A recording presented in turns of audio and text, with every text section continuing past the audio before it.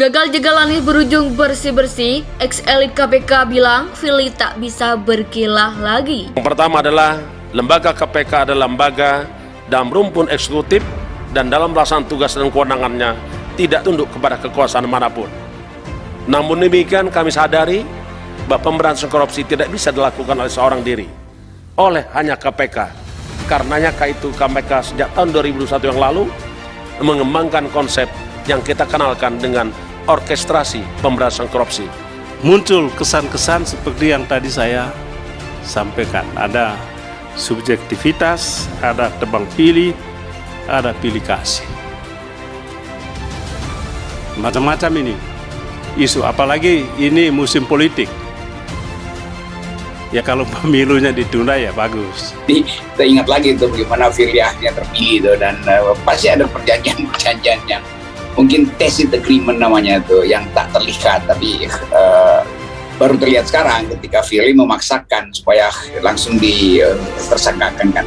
Itu etikanya di mana itu? Jadi buat mereka yang menunggu supaya Anies itu diperkarakan, sebetulnya kita bergembira karena selalu ada kontroversi di situ tuh. Jadi jangan lupa bahwa rakyat nggak peduli mau diperkarakan nggak diperkarakan, yang penting kontras kebijakan atau kontras kepemimpinan antara Anies dan calon-calon dari Pak Jokowi udah terlihat kan.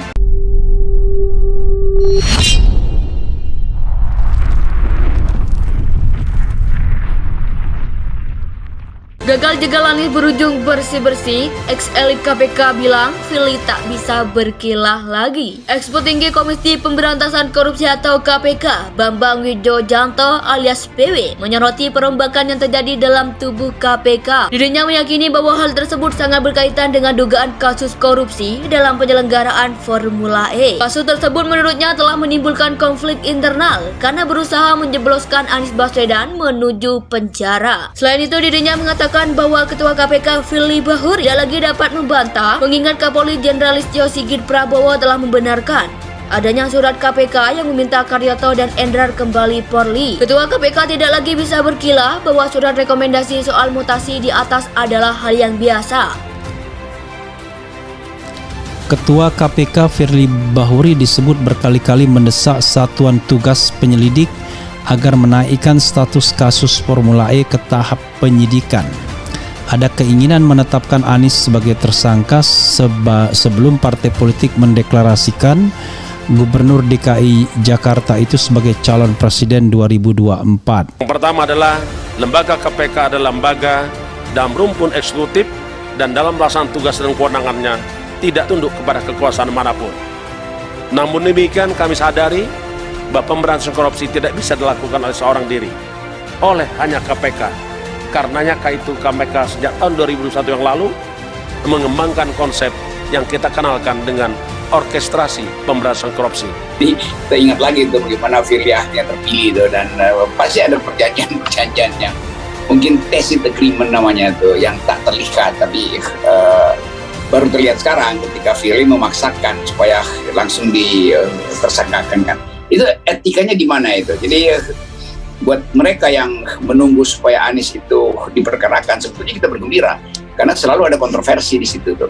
Jadi jangan lupa bahwa rakyat nggak peduli mau diperkarakan nggak diperkarakan, yang penting kontras kebijakan atau kontras kepemimpinan antara Anies dan calon-calon dari Pak Jokowi udah terlihat kan. Muncul kesan-kesan seperti yang tadi saya sampaikan. Ada subjektivitas, ada tebang pilih, ada pilih kasih. Macam-macam ini isu, apalagi ini musim politik. Ya kalau pemilunya ditunda ya bagus. Masih ada keraguan. Kalau masih ada keraguan, itu bukan gaya KPK. Ya. Jadi gaya KPK itu kalau ada keyakinan 100%. Tapi kalau masih ada keraguan, harusnya KPK tidak memaksakan untuk menaikkan status.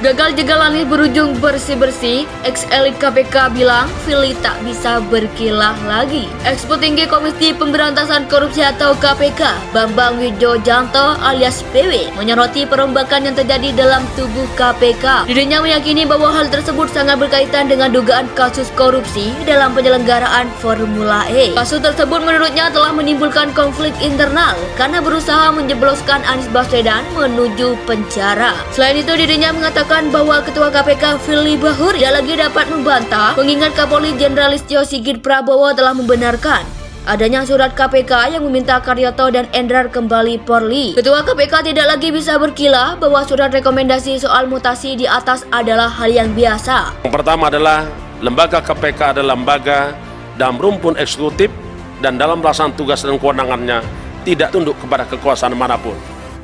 Namun demikian kami sadari bahwa pemberantasan korupsi tidak bisa dilakukan oleh seorang diri, oleh hanya KPK.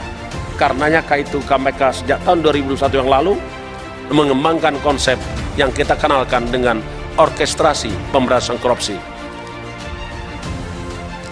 Ketua KPK Firly Bahuri disebut berkali-kali mendesak Satuan Tugas Penyelidik agar menaikkan status kasus Formula E ke tahap penyidikan. Ada keinginan menetapkan Anies sebagai tersangka sebelum partai politik mendeklarasikan Gubernur DKI Jakarta itu sebagai calon presiden 2024. Muncul kesan-kesan seperti yang tadi saya sampaikan. Ada subjektivitas, ada tebang pilih, ada pilih kasih. Macam-macam ini isu, apalagi ini musim politik. Ya kalau pemilunya ditunda ya bagus. Masih ada keraguan. Kalau masih ada keraguan, itu bukan gaya KPK. Ya. Jadi gaya KPK itu kalau ada keyakinan 100%. Tapi kalau masih ada keraguan, harusnya KPK tidak memaksakan untuk menaikkan status. Kita ingat lagi itu bagaimana Firlyahnya terpilih itu, dan pasti ada perjanjian yang mungkin tacit agreement namanya itu yang tak terlihat, tapi baru terlihat sekarang ketika Firly memaksakan supaya langsung ditersangkakan kan. Itu etikanya di mana itu? Jadi buat mereka yang menunggu supaya Anies itu diperkarakan, sebetulnya kita bergembira karena selalu ada kontroversi di situ tuh. Jadi jangan lupa bahwa rakyat nggak peduli mau diperkarakan nggak diperkarakan, yang penting kontras kebijakan atau kontras kepemimpinan antara Anies dan calon-calon dari Pak Jokowi udah terlihat kan.